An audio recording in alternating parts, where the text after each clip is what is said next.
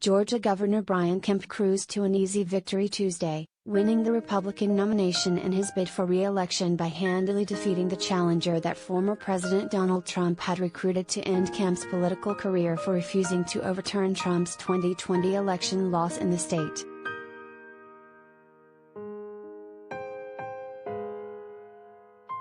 Trump, who tried to overthrow American democracy in a last-ditch attempt to remain in power after the 2020 election, had made Kemp his top target in his effort to punish Republicans who did not support those efforts.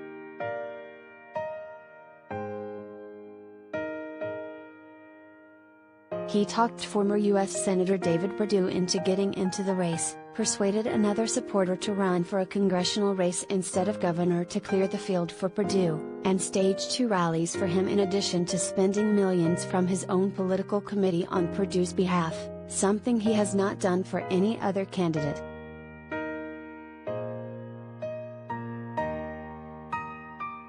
Despite this, Kemp appears headed for a convincing margin of victory over Perdue, 73% to 23%, with 28% of the vote counted.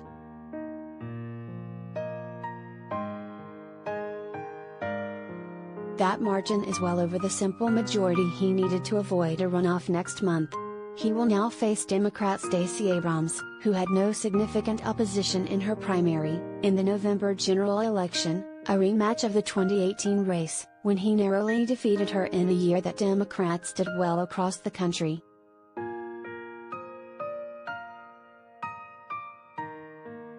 Kemp had been Secretary of State, in charge of administering elections, for 9 years prior to his 2018 run for governor, and Abrams accused him of using his position to help himself win by suppressing the vote of her supporters.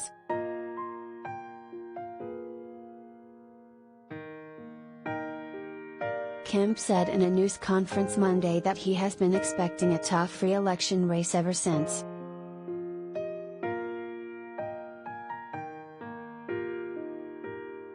He incurred Trump's wrath in November and December of 2020 when he refused Trump's demands that he somehow reverse Trump's 11,779 vote loss in Georgia by calling a special legislative session so lawmakers could nevertheless award Trump the state's 16 electoral votes.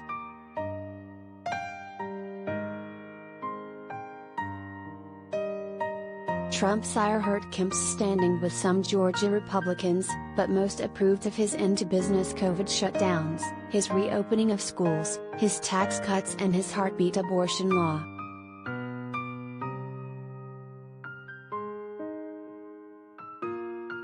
At the Monday news conference, just hours before a final pre-election rally with former Vice President Mike Pence, with whom Trump is also angry for refusing to help him remain in office despite losing, Kemp said he understands that Trump could continue to attack him in the general election campaign, but that is something he has no ability to influence.